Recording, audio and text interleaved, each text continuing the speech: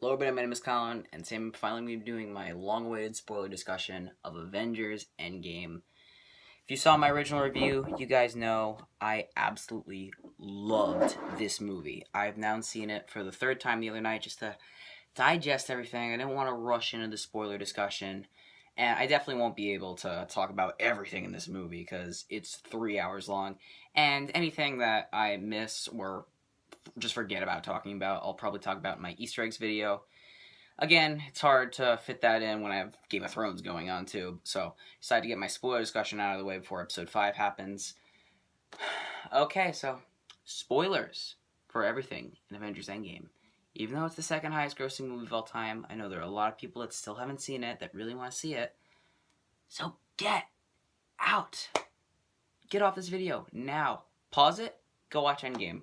That's all I can say. You'll love it, you'll cry, it'll be emotional, it's such a good movie. Okay, so in the opening scene, obviously Hawkeye is training his daughter in some archery, and this was a character where we found it really surprising that he had a family in Age of Ultron, and they didn't really touch on that in Civil War, but I don't think that was what was meant for the character because they really tie it in well here. And it's really tragic because even though you predict his family's going to die, and when they turn to dust, you can tell that it really motivated and hurt this character. Like, Thanos had such a big impact on the world by wiping out 50%, and I really like Hawkeye's character arc in the film. And then jumping to Tony Stark's little hologram messages sending to Pepper in case he dies trying to get to Earth. So him and Nebula, I liked their little kind of buddy relationship they had, just waiting it out, because they are two people that have lost a lot. Nebula's lost her sister, and Spider-Man dying in Iron Man's arms really emotionally unbridled them, and they're really hurt.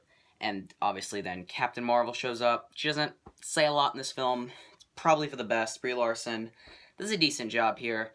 Still don't explain her powers, but that's fine, because it's not her movie. That's her own movie's fault. But, yeah, for the most part, I thought she was pretty good in the movie. She had a few badass scenes near the end. And, obviously, you have the reunion between Cap and Stark. I had been waiting for this for a while, because I adored Infinity War, but I'll admit, when I walked out of there, I went into that movie wanting the reunion between Stark and Cap, because after the events of Civil War, you wanted to see that. And immediately, Cap's like, we gotta take down Thanos, and Tony's like, we can't win this. And he even quotes him from Age of Ultron, how Cap said that they would lose this battle together. The battle that would defeat the Avengers, they would lose it together.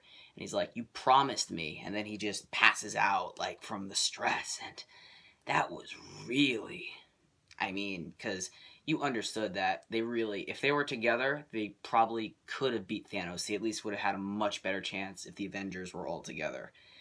And then you jump to Thanos' planet, where they obviously find and ambush Thanos, and I really like what they do with Thor here, because you can tell that he just wants to kill Thanos so bad, because he fooled him with the snap, and Thanos tells them that he destroyed the stones, they're not going to get them, and that everybody is dead. He had this foolproof plan, and Thor chops off Thanos' head. I was really fucking surprised by that. I definitely knew he was going to die, but not that early on. And then he even follows up the line from Infinity War by saying he went for the head. Thought that was really well done. And then you jump to 5 years later, and killing Thanos didn't really help anything. They couldn't bring everybody back, and the world was just changed by it. Like, even when Ant-Man wakes up, he sees all those graves. It's really sad. And Cap, he's like, they got this little thing in Citi Field. The Mets team apparently disappeared. In fact, one of the Russo brothers has a cameo in that scene. Thought that was really good. And what I like what they do with Captain America in this film is they actually show the Peggy pin, which I don't think, they haven't showed that in about 1 or 2 movies. And they obviously touch on that near the ending of the film. And, wait, I'm just kind of blanking on what happened next. We obviously have stuff like characters were changed by this, like Professor Hulk, he found a way to control his form, and they actually really portrayed that well from the comics. And Natasha was also in a really emotional state, losing all her friends. Koye is now leader of Wakanda. Rocket, he's got another route to take care of, along with Captain Marvel. She's protecting several planets. There's lots of really great jokes in this film. Black Widow makes one about, I can't quote it exactly. She said something like she literally has a rocket that emails her. That one really hit home with me because, come on, he's a raccoon. Let's stop trying to act like he's not.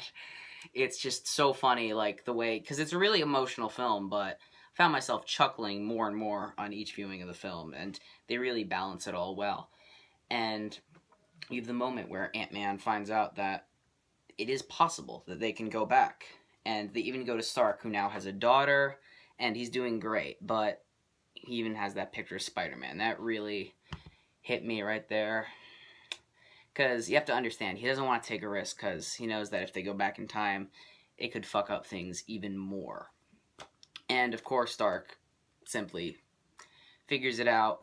And you also have Thor, who's turned into, like, this leader of Asgard, and he's, like, an alcoholic now. He's playing Fortnite. It's insane. But I actually thought that was really well done, because it felt consistent with the character after what happened to him in that emotional state. And then Black Widow finds Hawkeye, and there's lots of great jokes and stuff I know I could touch on, but I want to jump to the time travel stuff when they send Ant-Man back. They had some really funny jokes there, and then they send them all in, and they send them back to different movies. I thought that was really well done. You'd Rocket and Thor go back to Thor the Dark World right before Thor's mother died.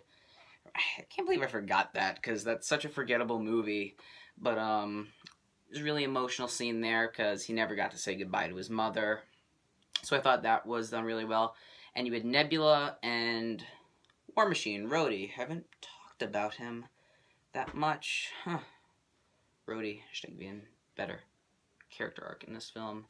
And obviously they go back and they meet the past Thanos and Gamora and the past Nebula. And there's some time travel fuck up shit as Nebula's intercom, the past Nebula, appears for what's happening in her conversation with War Machine, and Thanos obviously sees that these are people from the future that are trying to prevent what he ended up doing. So everybody's just trying to get the stones so they can put them in the gauntlet, and they can bring everybody back and kill Thanos. And obviously past Thanos doesn't like this, and he starts to put together a plan to use the past Nebula and put her in the place of the present Nebula. Sorry, this timeline, 2023, it's all really fucked up. And, so yeah, you also have Stark, Ant-Man, blanking, damn it. Stark, Ant-Man, Cap. They go back to, no wait, I'm forgetting somebody, wait, I just saw the film. What am I thinking? You had Stark, Ant-Man, and Cap. They went back to New York. I'm forgetting a fourth character, son of a bitch. Hulk 2. Yeah, that's it. Alright.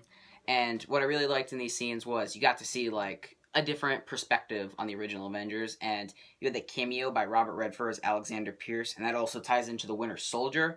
Thought all that stuff was really good, and I liked a lot of the little lines of witty banter when Captain America literally met his past self, and his past self said, "I can do this all day," to which present Cap says, "I know."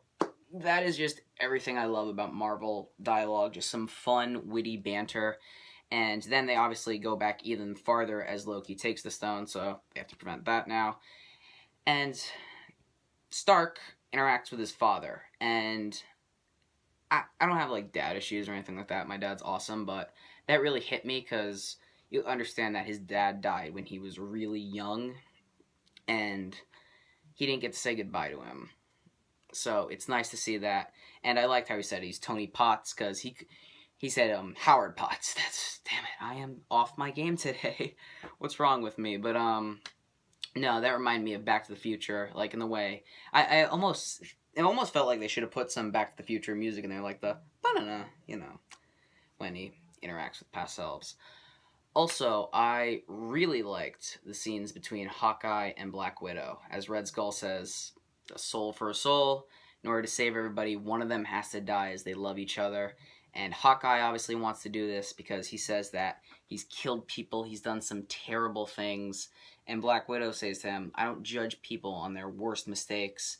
That was one of the best lines in the movie. And you can tell that Black Widow, she's lost so much that she's willing to die to save everybody else. And they both go running towards the cliff. And obviously Black Widow was able to get down there before him. And he's hanging on to her. He doesn't want to let her go. And she's just like, just let me go. That was a really emotional moment. The equivalent to Gamora's death in Infinity War. In fact, the way their bodies were positioned when they hit the ground were shot in almost very similar ways. And Hawkeye wakes up in the river like Thanos. And he takes the stone. So everybody's able to get the stones. Yada, yada, yada. Hulk puts on the gauntlet. And obviously he's the only one strong enough to withstand the power. And it wouldn't kill him. So he put all the stones in. Snaps. And it saved everybody. Like even Ant-Man. He sees that tree outside. Because that proves that like other sources of life like birds and animals were also coming back. So they now know that they saved everybody. And then past Thanos, his ship literally shoots right into the Avengers headquarters and everybody is underwater. That scene was insane because I remember when I saw the beam coming out of the sky, I was like, oh shit. Because now everybody's panicking and you have past Gamora who's acting like present Gamora trying to steal the gauntlet from Hawkeye. And then you have past Gamora working with present Nebula. It's time travel shit. I understand all of it. It's just hard to talk about because you gotta keep explaining. But, yeah, all that. And I like how Thor, when he sees past Thanos come down, he's just ready to kill him. He's got Stormbreaker and Mjolnir in his hand. I forgot to mention, he got Mjolnir from Dark World. And Stark and Cap, they're all ready to fight. And then Thanos talks about he didn't want these people to not respect him after this was his life work. Wiping out half the population was supposed to bring balance to the universe. And obviously that did not work as people were still fighting to prevent what happened. And he comes to the conclusion that he has to commit mass genocide against everybody and kill everybody in the universe. And Cap's like, we're not going to let that happen. And Thanos is like, you're not going to be alive to tell him. And then Thor just goes up with a hammer and starts attacking him. Seeing those three characters fight Thanos, that was a dream come true to me. I loved that. And then in this scene, it's so good. And then you see Cap literally lift Mjolnir. Captain America is worthy to lift Mjolnir because in Age of Ultron, he was the only one that was kind of able to nudge it a bit, but he couldn't fully lift the hammer, and obviously he's now worthy of the power of Thor. And seeing Thor fight with Stormbreaker, but then you see Thanos' armies come down, and you're like, fuck, they're screwed. Because you don't remember that the other heroes are alive. And then you hear on his intercom Falcon say, Cap, ready to fight? Or he said something like that. And then Doctor Strange's portals start to open. And you see Black Panther and his family come out. That was great. I remember people were clapping in the theater. People were going fucking crazy. And you see the Asgardians and the Sorcerers and all a bunch of different heroes. Ant-Man.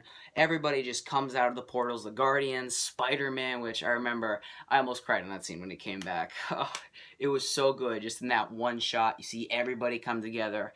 And you hear the Avengers music. And it's like, boom. And then Thanos is just like, attack. And Cap's like, Avengers assemble. And he's fighting him with Mjolnir. And he actually lays a few punches on Thanos. Lots of great moments in here. Seeing Black Panther run with the gauntlet while fighting off Thanos' soldiers. And seeing Spider-Man with the gauntlet on Valkyrie's little Pegasus. A lot of great character moments. Seeing Ant-Man and the Wasp reunite. So much great stuff. For the sake of this video not being 20 minutes long and me doing my Easter eggs video later in future weeks, I'll eventually do it. Skipping over some stuff, but it's nice when they all are trying to stop Thanos from getting off the gauntlet. I remember Captain Marvel lays a few punches on him, and even Ant-Man and Rocket are fighting everybody. Really crazy shit. And then Stark, he's able to get the stones out of Thanos' hands. And probably one of the most iconic lines in this film is before Thanos tries to kill everybody, he says, I am the inevitable. And then Stark says, I am Iron Man. Snaps. Thanos is disintegrated. His armies are destroyed. Thanos dies. The Avengers win. They've won. And then Stark is now dying. He's dying because, obviously, he could not withstand the power of snapping the stones. And it's sad that he's just sitting there. And Spider-Man comes up to him. And they really just share this emotional moment as he dies. And Pepper, you can tell she's really sad. I also liked how she showed up in the suit. There's a lot to talk about in this movie. Quite a bit happens in just a few seconds. But that shot, when you see all the heroes together, that's a comic book come true. That was what I read as a kid, and that's what they're putting on the screen now. That was so incredible. This was maybe the best movie-going experience I ever had. And in the end, at Stark's funeral, I thought it was really well done. How you just had that one swooping shot of everybody that came here for this one guy that sacrificed himself for the rest of the universe. And Stark's death, while I definitely predicted it in my Avengers Endgame predictions video, it still really hit me emotionally. I mean, this was a really sad ending. And then you have Cap, who decides to he has to obviously put all the stones back in their original times, so not to mess up the timeline. And after he does that, he goes back to have that dance with Peggy and live with her throughout the rest, 70, 90 years, whatever it is. And then Cap, as an old man, comes to Falcon and tells him this. And the music in that scene is really good. And he gives Falcon the shield and tells him to be the new Captain America. So yes, this movie was so great. For the sake of this video not being 20 minutes long, there's a lot of stuff I want to talk about. But I'll talk about it in my Easter eggs video because you guys don't want to listen to me talk about Endgame all day. You know, there's a lot of time. 16 minutes, it's like the amount of time it takes to make a Hot Pocket. It's pretty long, I guess. But yeah, guys, I loved Endgame. Please make sure to give this video a like. Also, make sure to subscribe for future Avengers Endgame content and Game of Thrones content. I'm going to be delivering more material in the next few weeks. I know I'm mumbling, it's just because I've been talking for so long now. Please make sure to share this video with your friends, as many people have seen Avengers Endgame, and I'm sure they'll want to talk about in the comments. What was your favorite moment in Avengers Endgame? Please make sure to share this video, subscribe, like. Thank you all for watching, and I will hasta la vista.